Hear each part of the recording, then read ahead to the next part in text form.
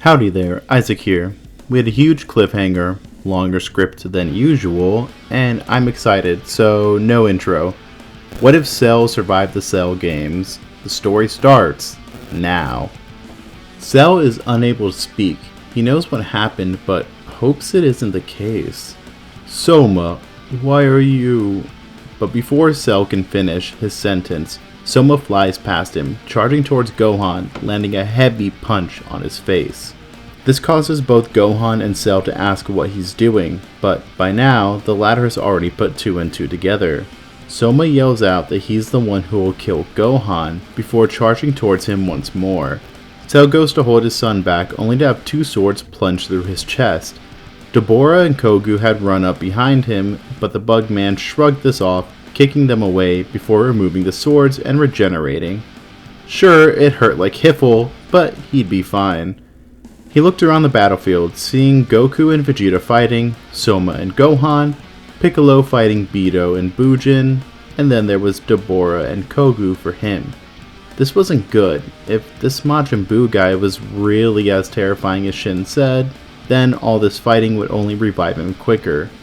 The android powered up to his max, causing everyone to stop their fighting for a split second. This power, it was certainly nothing to scoff at. Kogu and Deborah, thinking they were still superior, charged in once more, but Cell easily caught both their punches before breaking their hands and throwing them to the ground. Now, I let this one live, Cell said in reference to Kogu. I wanted a better fight, and I suppose I got it. Let me be very clear though. I do not want to kill you two in front of my son. I'll let you live, just get out of my sight, and never hurt anybody again. Deborah is only insulted by this though. Who was this disgusting bug to tell the king of demons what to do?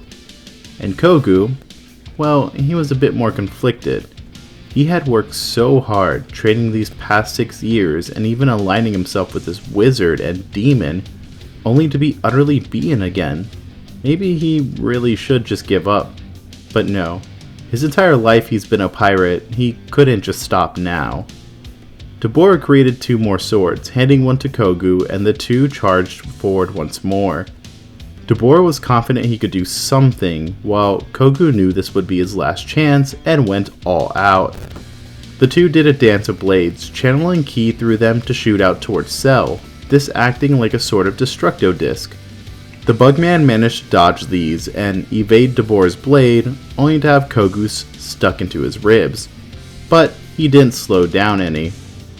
Deborah took a fist to his guts, one which shot out his back, but didn't immediately end him, while Kogu received a punch that made his entire body reverberate, sending him flying into Babdi's ship.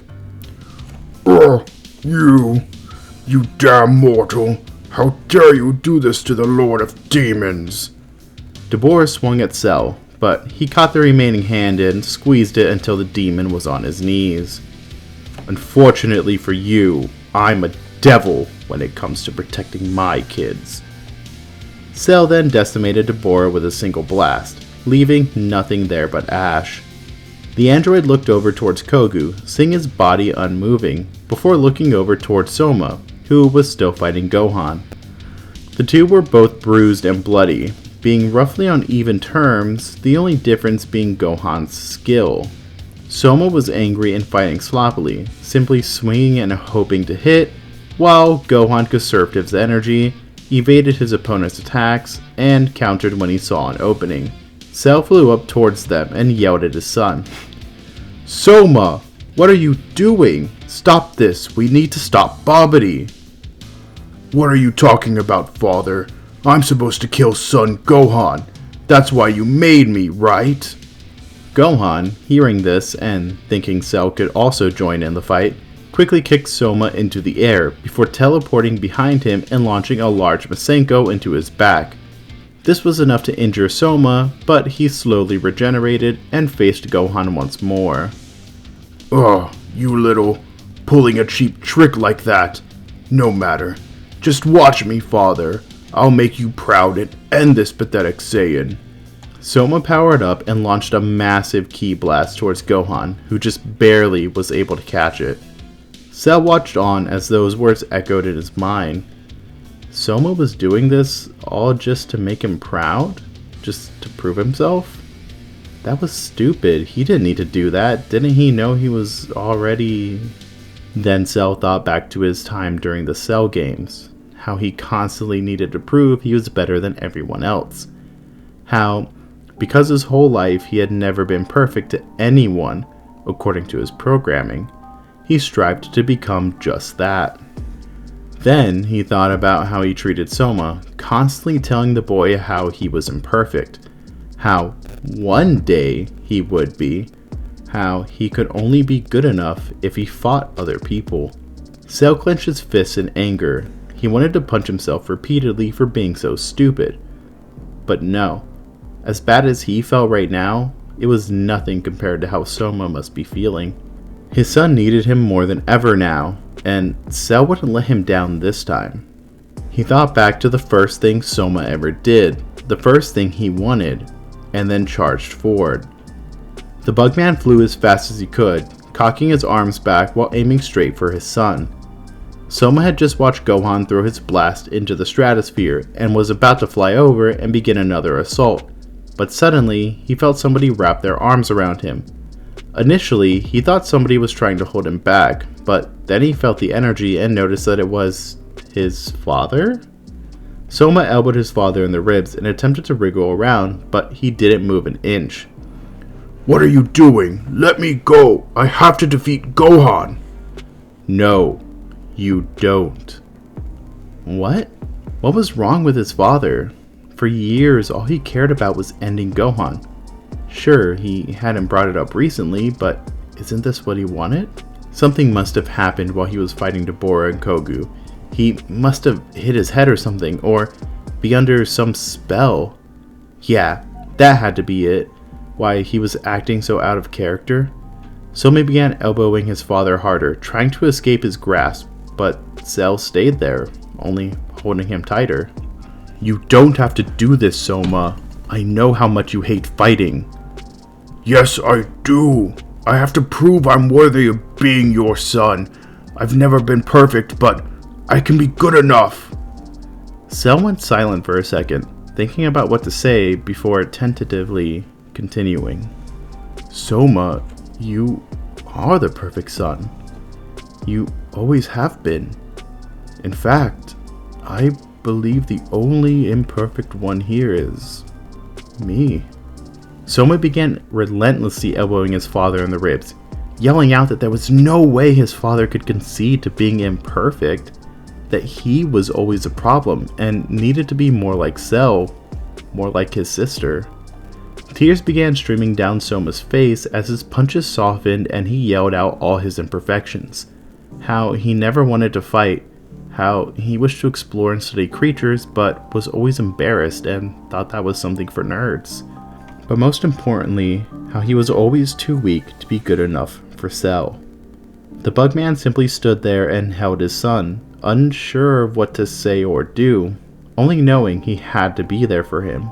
Eventually Soma's tears stopped falling, and he was no longer elbowing his father. The two were simply floating there, Cell hugging Soma while he looked down and sniffled. I'm sorry.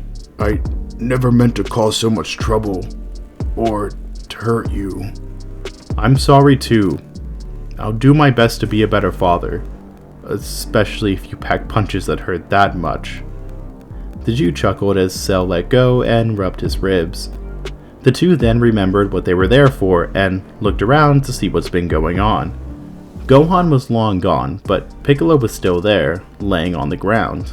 The two flew over, asking where Bujin was, and where Gohan had flown off to.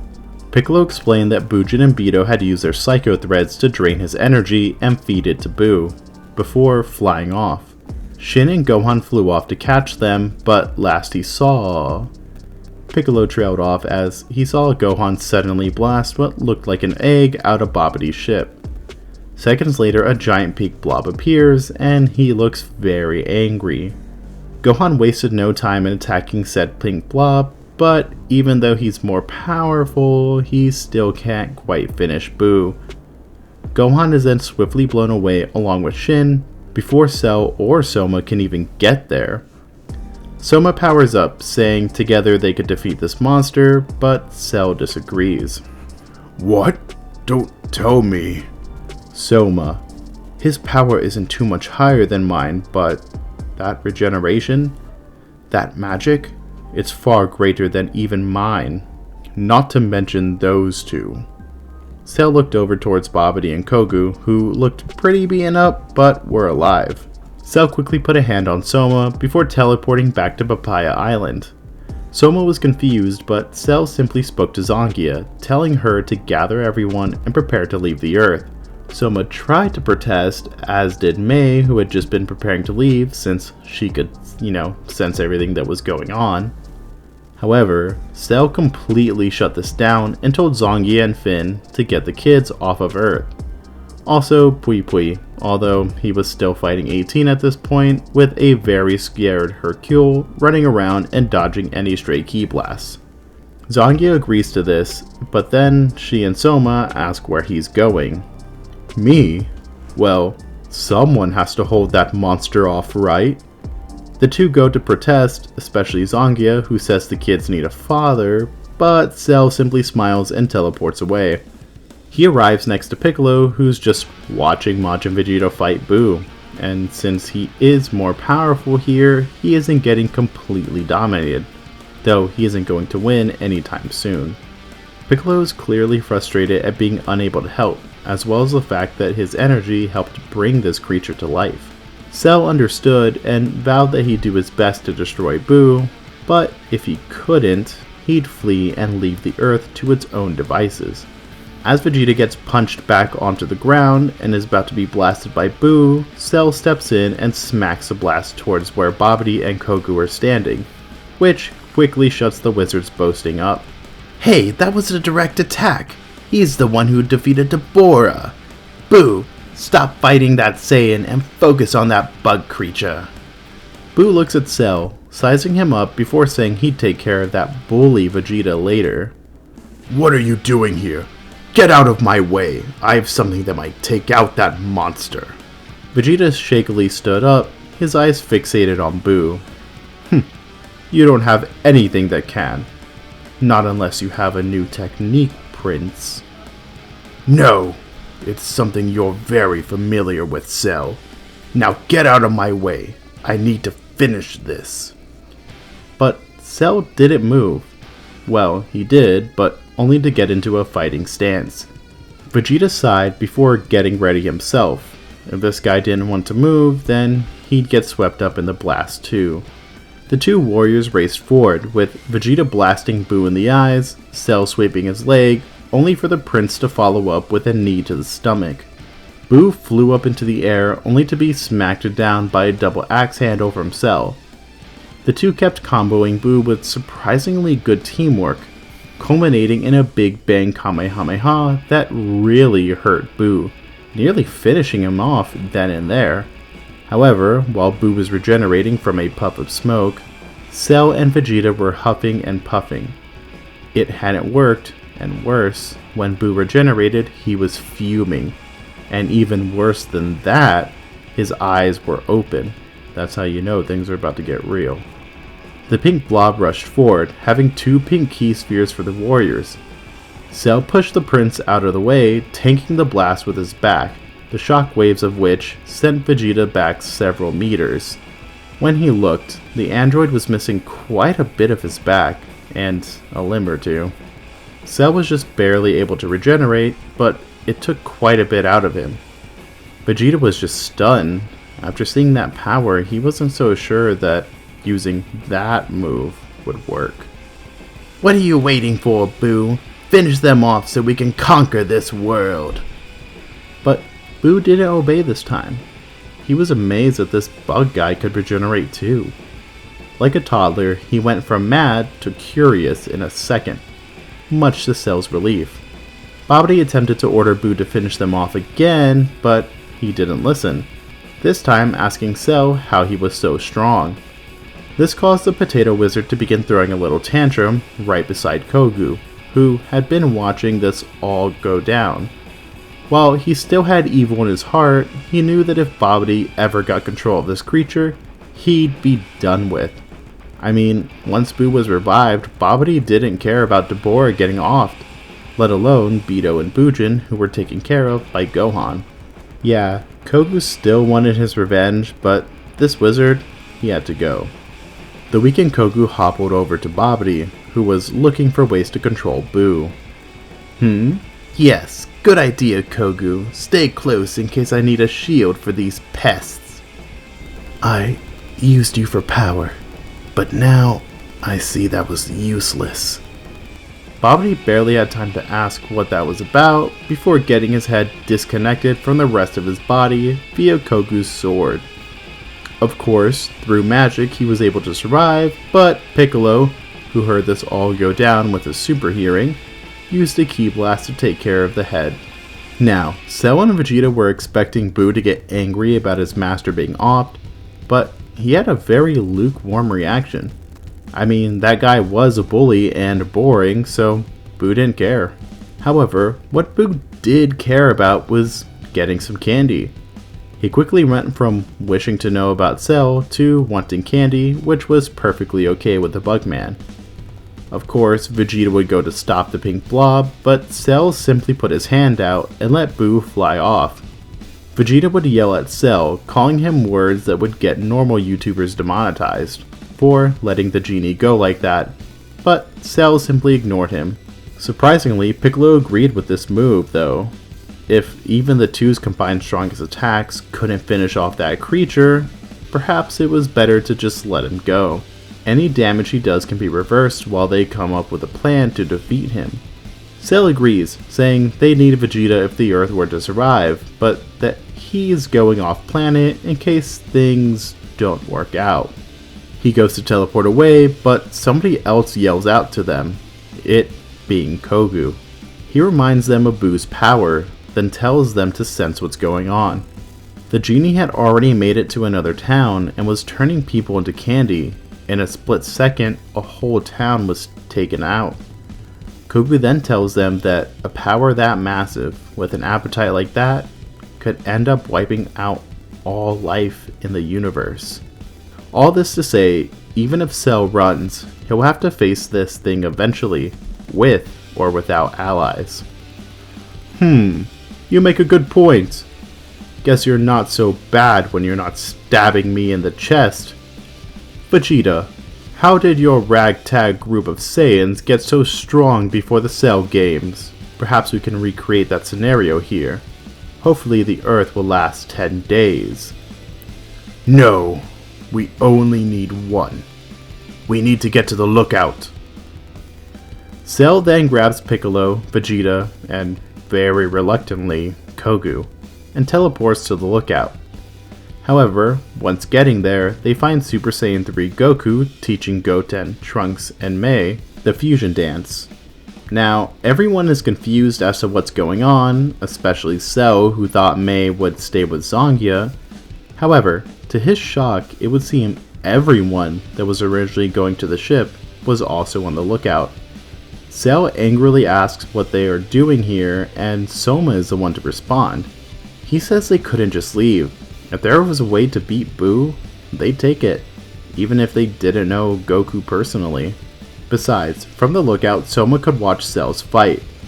Anyways, Cell and Vegeta say they need to use the hyperbolic time chamber, and since Goten and Trunks aren't using it, nobody else has any objections. Except for Goku. He says it'd be better to have Soma and Mei use it, or Goten and Trunks. Cell asks why that is, and Goku takes him to the side, saying he really wanted the new generation to handle this fight. Wait, what? Goku, are you brain dead or something? Do you remember what happened last time you did this? That's the reason you're in Otherworld. And this time, they don't have you to save them, and Vegeta can't teleport either. Soma doesn't even like fighting, and Mei is strong, but she can't take on Buu. Hey, I know it's scary, but we can't do this forever. One day, we'll need someone to take our place. Let's at least try and see if they'll succeed. But Cell utterly disagrees. Sure, one day they'll need successors, but that is not today. Cell would rather go out himself than risk his children being hurt or worse. The bio-android then goes to use a chamber with Vegeta, not saying a word to anyone else other than to get them if things get bad. So Cell and Vegeta are training in the chamber, Gohan is training on the world of Kais, and Goten, Trunks, and Mei are training to learn fusion, with 18 and Zangia also watching. While this training arc goes on, Buu meets and befriends Hercule, who yes, did win his match once 18 beat Pui Pui. Poor guy. During this time, Soma had been watching Buu intently since if anything happened, he was the strongest person here. Since while Goku showed Super Saiyan 3 to the Saiyans, he used up his 24 hours. The genie, though, seemed pretty good, despite the, many people he had eaten. Buu was basically just a child and had even sworn off killing when Saiyan asked him to. Just when Soma thought this creature could be turned good, Sminny and Van Zant arrive, do their thing, and Super Buu is born. However, this time there is someone who can do something about it. Two someones really. See, while Goten and Trunks were resting, Zangia and 18 stepped up. The two had been casually observing the fusion training, and while neither were big on fighting, they recognized the severity of the situation. Zangia had actually thought of this idea, seeing how she had Mei and Soma, while 18 had Marin. They were about the same height, and from what Zangia saw, 18 was pretty strong. After a bit of convincing, 18 agreed to it, only because the Heron pulled on the heartstrings with Marin. And so, once Buu made his way onto the lookout, he'd be met with a rather strange turquoise individual known as Lazulia. Meanwhile, within the depths of Hiffle, Babidi and Deborah had just arrived, and boy were they angry. Babidi explained what had happened, how apparently everyone just decided to turn against him, even Buu. I apologize about that, Master. If only you can make him from scratch again. Perhaps we could get rid of those imperfections. Wait, that's genius! I could just make another one, like my father before me. I swear, I don't know where I get these great ideas. Deborah was going to say something, but simply sighed and let it go, asking what his master had in mind. Oh, you'll see, Deborah. You'll see. Babidi looked over towards the soul cleansing machine, where a distracted demon was cleaning the floor. Papada papa! But that's where we're going to leave it off for right now. Hope you guys enjoyed this part. If you did, maybe consider Big Bang Kamehamehaing that like button, or fusing with the subscribe button. Sorry I can't get art of an Android 18 and Zangia fusion. I guess just imagine a slightly bluer 18 with magnificent orange hair. Also, are you fans of how Majin Soma was handled? Originally we went right into the hug, but I guessed people would want to fight, so I added him fighting Gohan for a bit. Also, what about Majin Vegeta? I know his sacrifice is super important to people and I never want to take that away, but with Cell there, I think that'd give him some hope. Besides, Cell already knows that blowing yourself up doesn't solve your problems. Also, we're only like 2 away from making 300 subscribers, which is really awesome. So, thank you guys. I really appreciate that. Okay, I'll stop my rambling for now. You guys have a good day or night wherever you are. That's it for now. Bye-bye.